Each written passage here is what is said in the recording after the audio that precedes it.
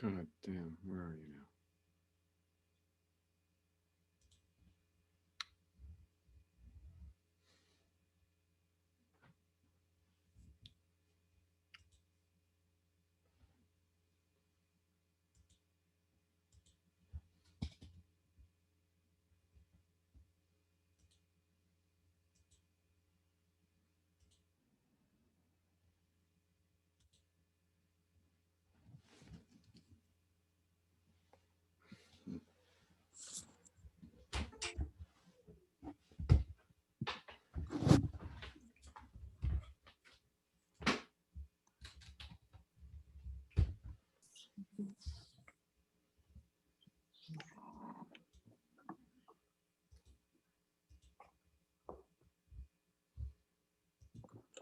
How's everybody doing?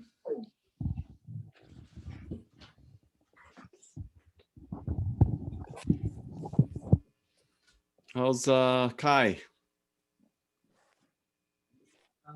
Hi, sure. How you doing?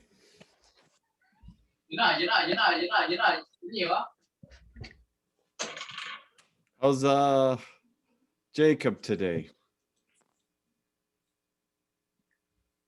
Doing well, sir. How are you? I'm pretty good. Pretty good. Pretty good. It's a nice day out. Spring is here. Oh yeah. It's really nice. Okay. All right. So today I've got lab 7 posted, and it's more on changes. So I'm going to go through it, and I'm going to practice on it. I'm going to use the same start point file. So I've loaded on Blackboard. I'll just post Blackboard so maybe you can see it if I can find it.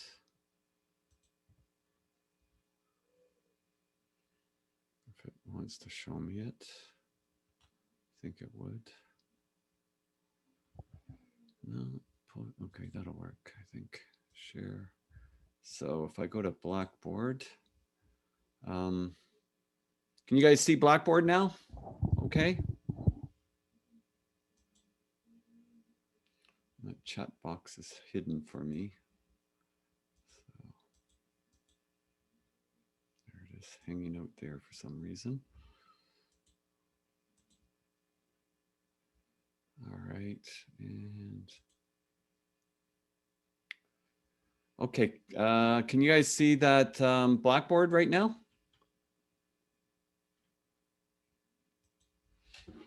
All right, I'm gonna, well, you guys are just waiting for a minute. I'm just going to log in with my iPad. Then I know what's going on instead of asking you. Zoom. Yeah, sir. Blackboard's on the screen. Oh, okay, good. So if we go to lab assignments, you'll see that there's lab 7 instructions and a start point file for it. So we can use that. So I'm going to be using the start point file just as a demonstration file to show you what we're going to do roughly. It won't be exactly, but it'll be roughly the idea. So if you can do that, you won't have any trouble with lab 7. I don't think lab 7 has anything too out of the ordinary from what we've been doing. Maybe it's looking a little bit more on the cost impacts on the updates.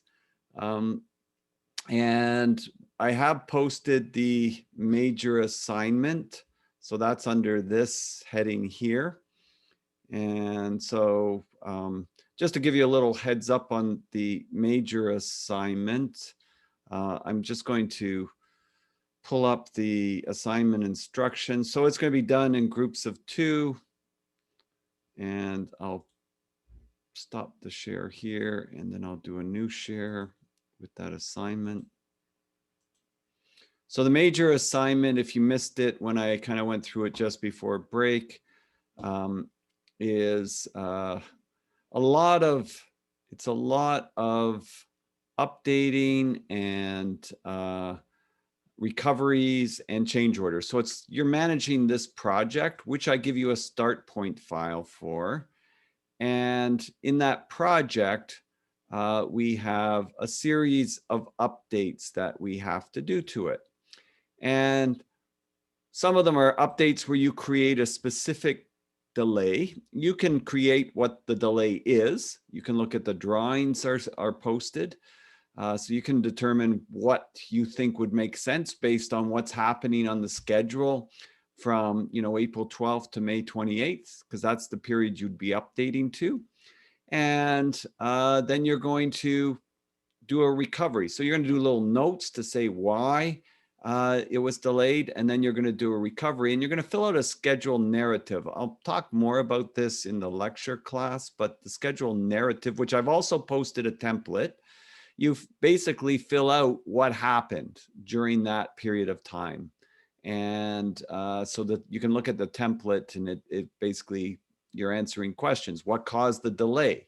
Was there any bad weather days? Were there any changes or deletions, additions or deletions? How much behind schedule are you? What milestones are impacted by this delay?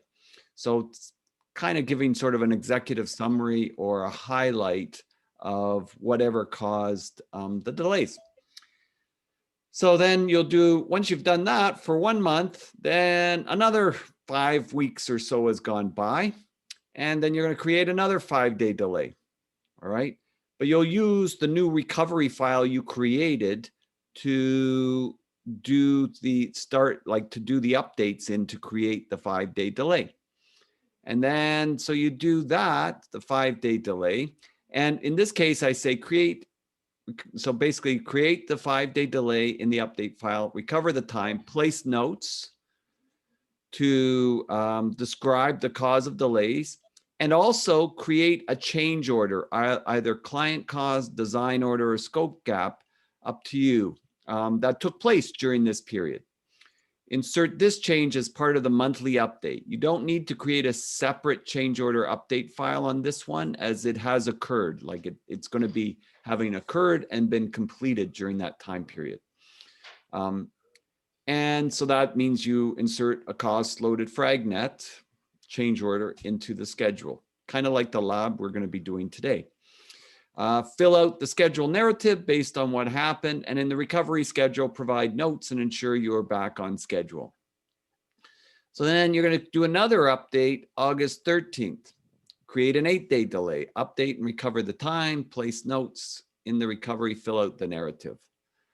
So then also on August 20th, you're going to do a contemplated change order or contemplated change notice. So this is where there's a likelihood of a change order, but you're trying to see what the impact is. So in this separate file, which you would put in the recovery file that you created here, you're going to see the impact of it, right? And that'll be coming up for future either client requested result of a design or a scope gap. That's up to you to figure that out. And so you'll insert a cost loaded fragnet into the schedule. And so you're going to review both the cost and time impacts. Also, I want you to be able to develop a cash flow report for this schedule. And I'll show you how that works. That's very easy. Like takes you about 2 minutes to do. I'll just show you how it's done probably in an upcoming lab. I might show you quickly in this one too. It's pretty quick, but how it works. So you'll use this file naming protocols, and you're going to upload a whole bunch of files. Now these files, right, won't be exactly these names. You've got to put the appropriate names, right? So this would be your project is like New Township Office as an example. And then you're going to say whether it's an update or recovery narrative. So these two would be Microsoft Project. This would be Microsoft Word, and so on. And you can say I don't think I said the job number at the beginning, but you could always just put a job number, and you'd have the dates, which would correspond with these dates. And so then your presentation with me, like you're just going to walk through and answer questions that I have about your assignment. So that's really what's going to go on with that. It's not like a presentation to the class or anything. It's just more or less me going through it with you, make sure that you grasp everything. And so these go together for 20%. So how well you know this is really that, if you want to look at it that way. So that's going to be the major project. It's due March 25th and groups of 2. And I'll set up on Blackboard for you to sort of set up your group of 2. I haven't done that yet, but I will. Any questions on that? Okay.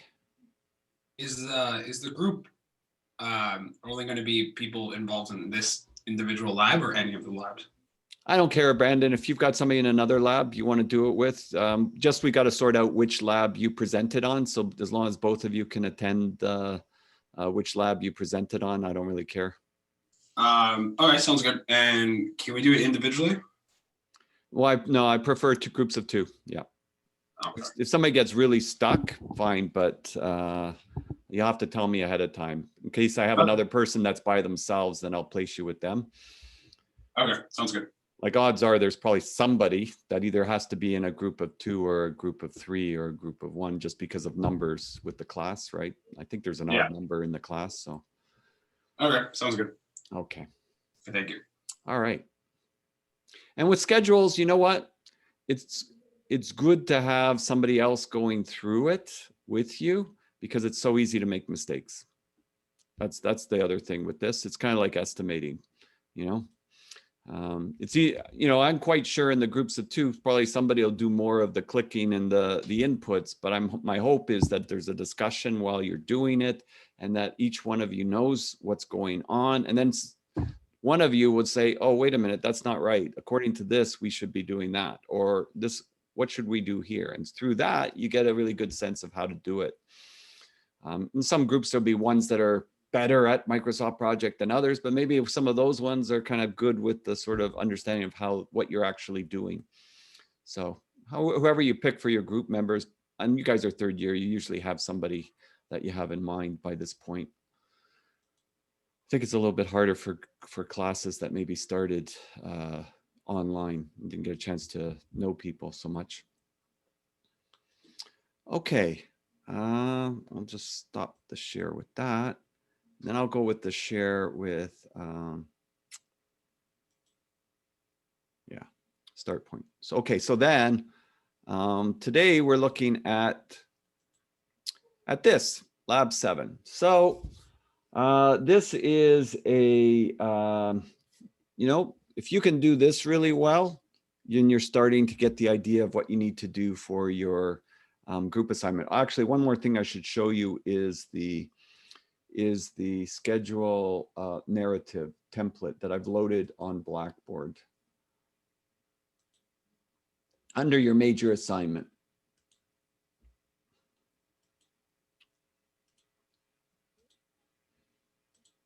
So this is the schedule narrative template. So you don't need this stuff, right? But all of this, you put the project name, client name, date, update period from to, update number. If it's the first one, update number 1.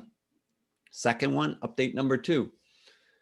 And you would fill in the information regarding the update, what started and continued, major stuff. You don't list every single item, but the major stuff. If there was any days that are affected by bad weather, you'd note them. And whatever you're noting here should be happening on your schedule. So this shouldn't be different than what's on your schedule, but what it should do is highlight things. So if a client wanted to just really understand what's going on at a high level, very clearly, this is what the narrative does. Describe schedule impacts encountered during the current, what's causing the delays, what delays occurred, right? Activities affected by the delays. Any change orders, additions or deletions. List the major changes made to the project schedule, including the added deletions, changes in schedule logic as a result, any major sort of changes in how you're proceeding with the project as a result of the changes that are occurring.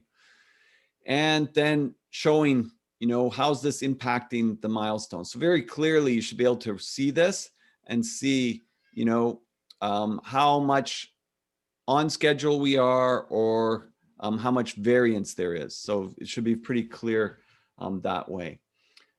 This part you don't have to worry about, but this is in real life, you do. You would attach, Environment Canada weather data for Toronto if it was high winds or if it was a snowstorm or something of that nature. That way it's really sort of documenting it for you. So it just depends on the contract for that. And you would have a recovery schedule, which would be showing how you plan to get the time back. So that's the template for the narrative. So you'd fill out 3 of those in that in the major project assignment. So for the lab, we don't have to do a narrative, but we're doing the core stuff here. So main thing is save or set the file as a baseline. Saving, if I say save the file as a baseline, I mean the same as set the file as a baseline. Enter a new status date. Insert change orders. So this change order is going to occur, and we call that a fragnet, fragmented network. We're inserting that into the schedule. And then we're going to look at, well, what's it doing to things? How's it impacting the schedule? What is the direct cost of the change once we put it in? How much, what's the cost, the total cost of this change? So I've attached some cost to some of the activities.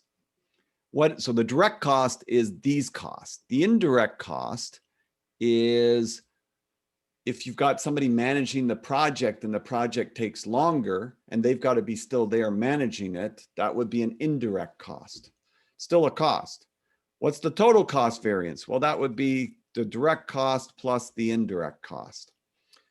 Create an activity one row below of the last activity on the schedule called change orders and move them to below that activity. I'll show you how to do that in a few minutes. Update the rest of the activities as on schedule, rename the file, call it recovery. Now recover the time that is lost on the schedule, keeping in mind critical activities sooner than later. Follow the direct method, right? The direct method to get it back to 0. And in the last activity or in the comments, place in the drop-off, lab assignment drop-off, or in the comments or notes on the last activity, you can answer those questions. You can put the answers to those questions and discuss the variance and cost if there is one when you've gotten the time back. And so that's it. So let's go through an example so that you're good with it. All right, so I'll just find it here. There we go. So you likely, you might open it. It might be here. I'm in the entry view right now. It might have been in the variance view. I would go to the variance view because this is already set up for you, but there's not a baseline yet. So you have to set the baseline. So that's the first thing. You have to set the baseline. So you just go to project, setting baseline, saving baseline. They mean the same thing. So you go project, set baseline, and you pick the default for the entire project. So I'm going to click OK, and that should copy these and paste them there. That should copy these and paste them there. So I've now got all of those set in, and now I have a baseline. I know I could also be sure of that by just clicking on set baseline, and I'll see it here, set baseline for entire project. Okay, so I can just leave that now. I don't have to do anything more with that. Now, the next thing, I'm going to go back to my entry view, and I'm going to create a fragnet myself. So I'm going to create a fragmented network myself.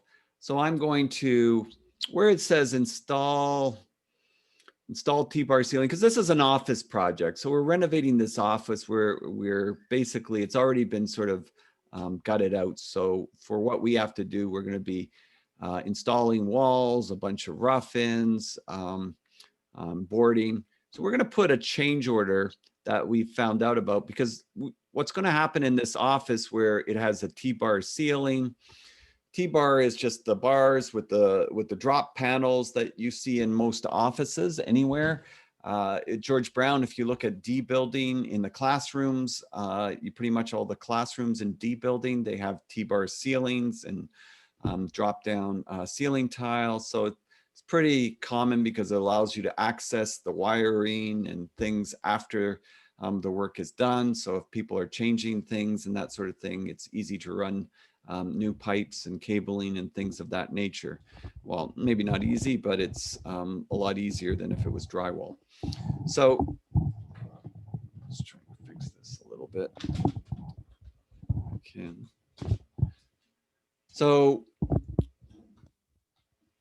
going to insert a change. I'm going to just make this practice one we're doing here for activities. So this is not, I repeat, not the same as your assignment exactly, but if you know how to do this, you'll be able to do it. The lab assignment pretty easy. So I'm going to just right click and I'm going to insert task. And I'm going to call this CO number 1 bulkhead. So in this project, we are going to put a bulkhead around the outside, like a box around the outside between the wall and the ceiling. And then we're going to just to bring it down. Now for my example, I'm just going to put the bulkhead and move it around. So I'm going to keep the activities fairly light, but in our actual lab assignment, we're going to put the bulkhead, we're going to put in some pot lights. Because of that, we got to move some of the diffusers for the heat runs that were already roughed in. And we've got to do a little bit of moving of the sprinklers so that we have things properly aligned. Because the problem with when you put a bulkhead around, you can't do the T-bar until the bulkhead's in, because you need to center the T-bar so the tiles are centered. Otherwise, it looks awful. So we're going to put CO number 1, we're going to put frame bulkhead. And if you follow with this way you'll get it. So if what I would suggest is you download, maybe I'll give you a minute or two, download this file if you haven't done that already. So this is the Lab 7 starting point file. So this is the Lab 7 starting point file that's on Blackboard. You can just download it. We'll play around on it. And then when you actually have to do Lab 7, you can just download it again and do the Lab 7 assignment. So I'll give you a minute or two to do that, maybe, just to make sure that you're okay with that.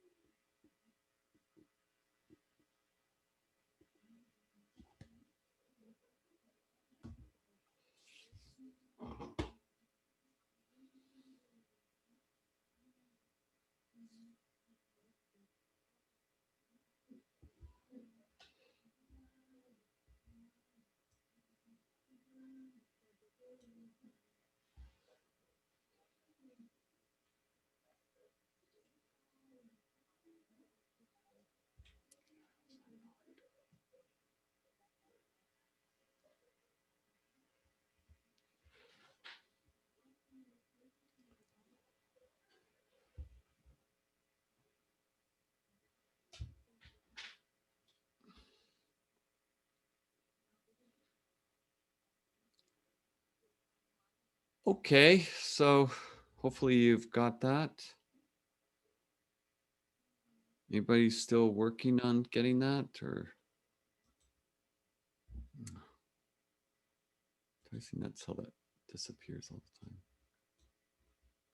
Here.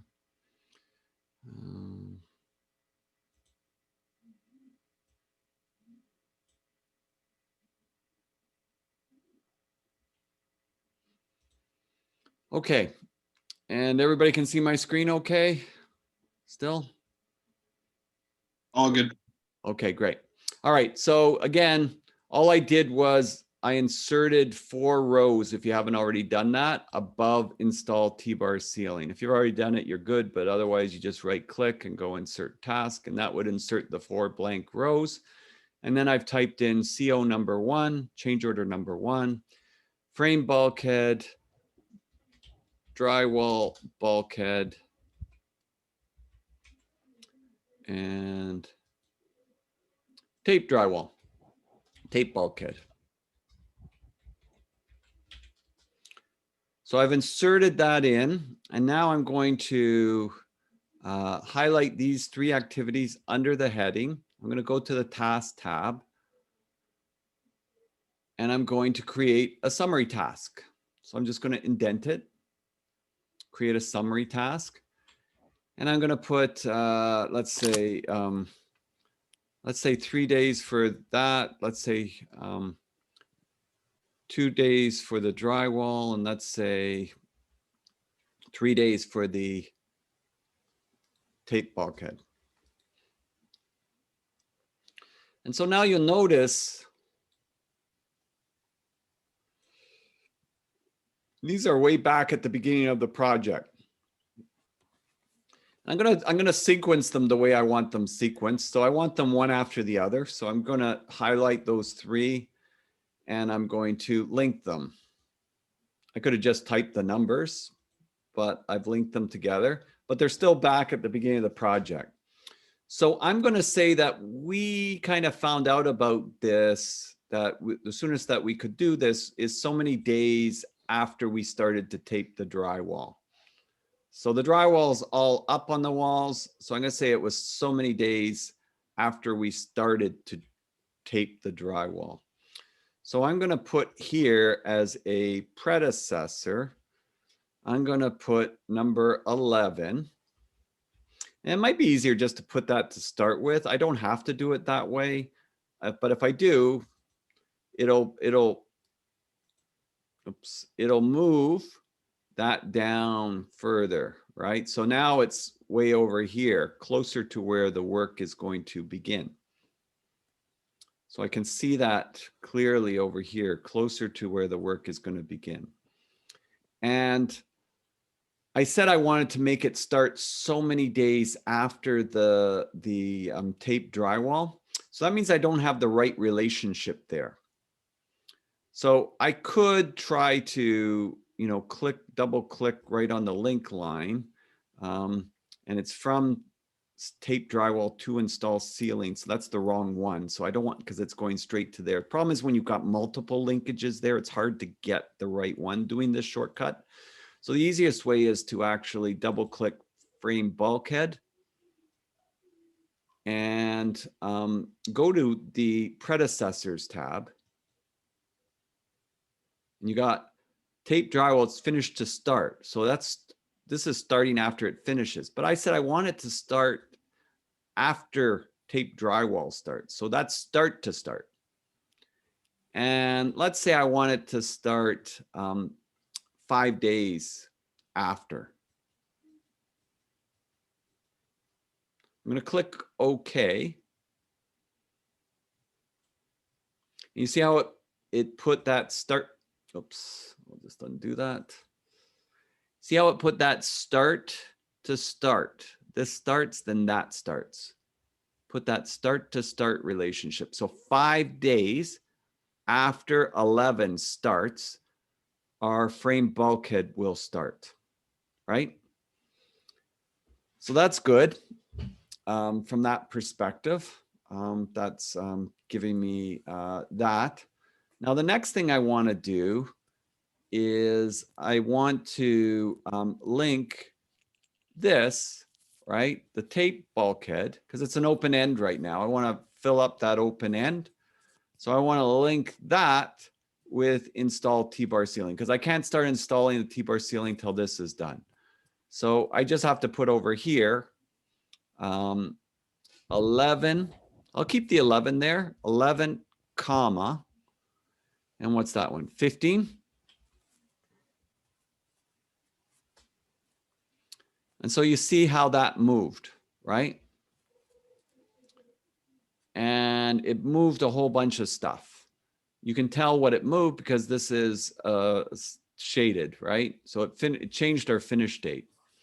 So I know this is impacting our project a fair bit, right? And we've set the baseline, so we should be able to see how much it's affecting the project. So we've inserted this change order into the schedule. And now we can see that it's doing something to the project, but we're not exactly sure what. So I'm going to select the square icon box. Actually, before I do that, I'm going to slide to the left. And I'm going to go to the tracking Gantt. So slide to the left, right click your mouse. Remember, this is how you switch between a lot of the screens. And I'm going to go to the tracking Gantt. I'm going to select here, anywhere there, and I'm going to go under the task tab, scroll to task so I can see what's going on. And I can kind of analyze and look at what's going on. I can see the impact this is having, but you know what, I'd like to see it in days. Like I could look at this. Remember, the bottom bar is the baseline and the top bar is either the actual or what we've changed from the actual. Right now, we've got no actuals because we haven't said anything's done yet. So at this point, I'm going to look at this, and I could see that this is the original part of the project. So I could see, well, this looks to me like it's affecting the project by 5 days. So unless I'm looking at it wrong, that looks like it's affecting it from, this should have started back there. This should have started back here. Install T-bar ceiling should have started on this date, right? But it's been moved 5 working days or 7 calendar days by the look of it. So I'm going to go to the variance screen because I also like to look at it there. So click on the square icon box, right click, go to variance. And I can see that it is 5 days. So I counted it right. All right. So it's 5 days variance. So I know that this change order is affecting it by 5 days. Let's move some of these.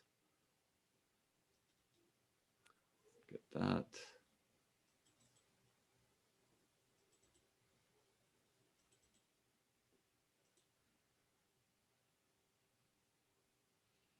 Whatever. There we go. Okay, so now we've got that all organized in there, and we know it's affecting it by 5 days time-wise. Now, what I didn't do was put a cost on these. So in my lab assignment, I want you to put a cost on these. So what we're going to do is we're going to go to the resource tab, and we're going to assign costs. And I'm going to assign frame bulkhead. I'm going to put Darby drywall. And they're going to do all of them. So I'm just going to assign Darby drywall. I'm not going to put a cost here. I'm just going to assign them. But on the last one, I'm going to put a cost. So they're doing all 3 of these. So, but the last one, because it's short, I'm just going to pay them. You put the money on it when you plan to pay them. So I don't plan to pay them till they've done the bulkhead because it's not that long a period of time. And so I'm going to put in this that I'm going to pay them $6,000 at that time. All right. And so now, because of that, I should be able to go to the cost screen. So I should be able to go to the cost screen and I should see the variance. So I can see the variance is $8,400, right? So, because we set the baseline. When we set the baseline, then we know there was no variance. We didn't do anything else. So we know that there was no variance when we started. If you're doing monthly updates all the way along, well, you could check the previous month's update. What was the variance when you started? And now after you entered the stuff, what is the variance now? So you can always go back to previous versions. That's why we have that file saving protocol. So we have all these lists a file, which data, which gives us great historical, timely facts of what was going on at those specific times. So that's very helpful. So we have 8,400. And then one of you was asking me about the direct costs. Well, if we have $6,000, that's our direct cost for the bulkhead. So we kind of costed that out. Now in your lab assignment, I think I made you put a cost on the electrical, the sprinkler, the drywall sub, because in that case, you've got a bunch of different subs doing things. So there would be different cost items that you're paying out to different people. So the direct cost is $6,000. See how nice and clean that is? It would sum it up. So if I had 4 or 5 different amounts, it'll sum it up on the top line because it's indented in a fragnet and it's compartmentalized. So it's easy to see. So then the question is, well, what's the indirect cost? Well, the indirect cost is going to be, well, what's the extra cost of managing this that we don't see? Or what's the variable costs that are being impacted? And so in this case, if you subtract 8,400 minus 6,000, that would be $2,400. That would be your indirect costs that are being impacted that you still want to include in the cost of that change order, right? So your change order should be coming in at this, or if you haven't included your markup and profit, this plus your markup and your markup, which would include your profit and your overhead, right? Depends how you're doing it. So I slide to the left. Maybe you want a little bit more detail. What's going on? Where's this $2,400 coming from? So if I want more detail, I would go to the resource sheet. And if I go to the resource sheet, then this gives it to me, individual. You would see wherever the variances are. So in your lab assignment, you're going to see a few more because I've got like electrical and I think I got HVAC and I think I got sprinklers, but this is it. So now I know it's John Smith. Well, if this was my project, I'm probably John Smith. I'm probably the project manager. So I would go and I could see that, for example, oh, I'm assigned to the whole project, right? I'm assigned to the whole project. If I go back to the resource sheet and I go to the entry view of the resource sheet. So remember, in the resource sheet, you can go to different views.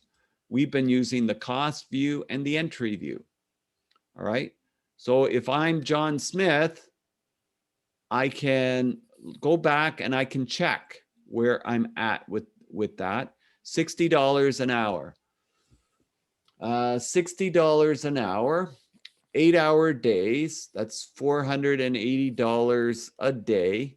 5 days, 5 times 480, I believe works out to $2,400, right? 5 times 80 is 400, 5 times 400 is 2,000, 2,400. So that's where that is calculating that extra cost, that variance. So our baseline, our plan was this. Now we're upping it, right? So the contract amount, this is not bad if we're getting the change order amount. So it's not necessarily a negative, right? But that's what we're actually doing in this case. So the lab assignment also asks you to put in a status date. So you go to project, status date. I'm going to put in a status date. Now look, note the year is 2022. So just going to go ahead to November 2022, November 20th. Oh, let's make it after that. So let's say that the change order is done. So let's make it December 3rd. So I'm going to put a status date of December 3rd. Right? You should see the status date up there. I'm under the project tab, status date. And so in this blank area, if I right click and I go grid lines, I pull down to status date. I put a solid line. I put the color. And I'm going to say, okay. And did I put the... I don't see it there. Oh, I put it, it's past here. Maybe I didn't click OK. Let's do that again. Status date. Yeah, I got it. Okay, so sometimes if it doesn't show up, it could be the video card. Sometimes you have to type something. No, not showing up for me. Interesting. Oh, I put the wrong status date myself. Look at that. Wrong year. December 3rd, 2021. So now I know I put it in the wrong spot. Okay, so it's December 2nd. Let's make it December 2nd. No harm, no foul. So December 2nd, 2022. That's a good double check. By putting that and it doesn't show up, it's like, why didn't it show up? So I look and I see, oh, I got it on the wrong year. Click OK, there it is. Sometimes when it doesn't show up though, it is the video card and you have to just type something in a blank cell and click enter and it regenerates the video card, I find. All right, so I've got a status date. Your lab assignment just says to mark everything on track. So we're just going to, everything went the way it was supposed to go. So I'm just going to select everything, put the task, and then I'm just going to click mark on track. And it updates everything up to my status date. Critical path items not done, so it's still showing red. Everything else should be showing red. Sometimes it plays games like this. Not quite sure why, but you can always fix it. If you go to schedule, it'll probably actually not schedule to tracking. It'll probably say 99%, and you can just say 100, and you can say 100 here, and that should take care of those.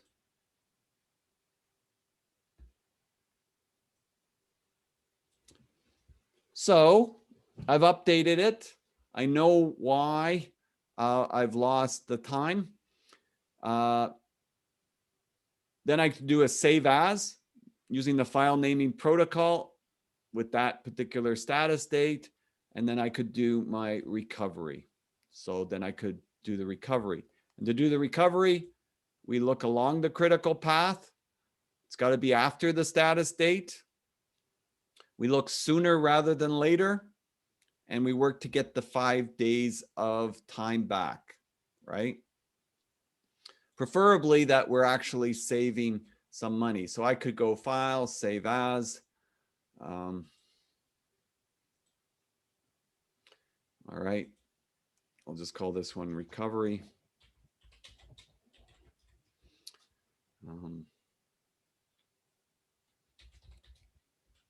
December 2nd, 22. And so if I go to my tracking Gantt, in the tracking Gantt, you may have to put in the status date line again if you want to see it. So you just right click grid lines, pull this down. Once you do this, it'll be good in both screens when you flip back and forth, but you have to do it in each screen to make it work. Okay, so there we are. And now I can start to go to work and figure out where I want to save the time. So I usually will do that in the variance screen. And I'll start looking, how am I going to save the 5 days, looking along the critical path. Like for example, what do we got here? We got sprinkler, installed doors and hardware, and we've got ceiling tile. So maybe we could be doing the doors and hardware while the ceiling tile is happening. So we could probably double click on this and probably put a negative lag of, well, it looks like we could go up to 3 days. That'll make this critical. So let's go 3 days. Click OK. So that's critical. This is critical now. Going 4 days wouldn't give us the extra days. So 3 days is fine because this became critical now too. And then we could look basically at something like install finish electrical well, maybe that install finish electrical, we could, if I want to go into the duration column, insert the duration column in this screen just because it's easier to work with.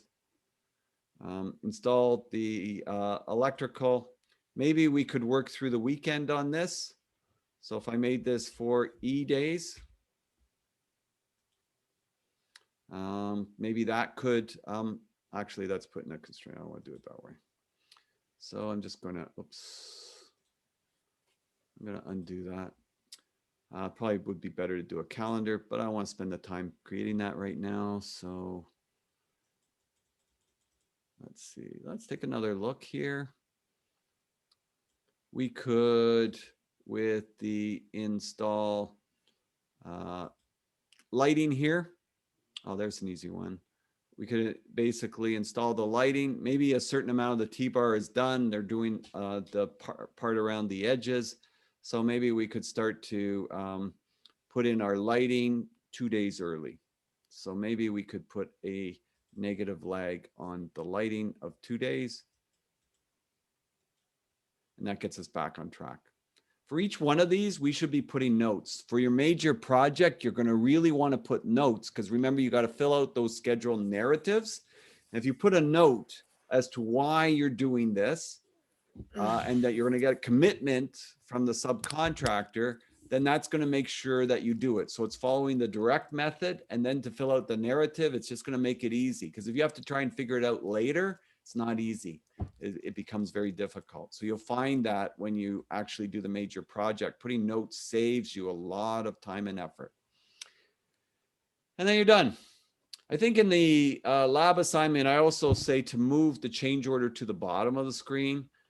Some contractors like to organize their change orders, you know, at the bottom so that they can keep track of them separately.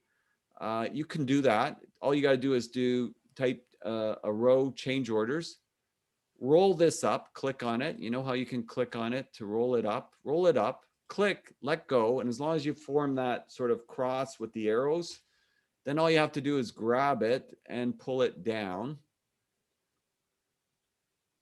and then indent. And so you could see, you could have change order number 1, 2, 3, 4, 5. You could have them all listed at the bottom, tracked at the bottom, which is kind of good. You could also then, you would also see, if you were looking at your cost screen as an example, you would also see the total of all your change orders on this project. So if you had 10 change orders and they totaled 75,000, it would sum it up for you right there. And it will keep the links. So it keeps the links up to the other part. Like, I mean, you can always move it back if you wanted to check something closely. So you could always move it back if you wanted to. And if you can do all that, you can do this lab assignment easy enough.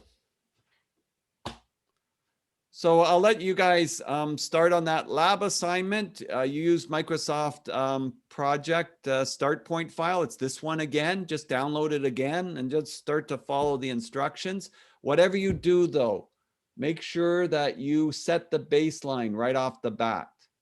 Because otherwise, you're going to do all this, and then you're going to look at the variance, and you're not going to see a variance, and you're going to ask me, oh, I don't see my variance. And I'm going to say, did you set the baseline? You're going to say, oh, I forgot.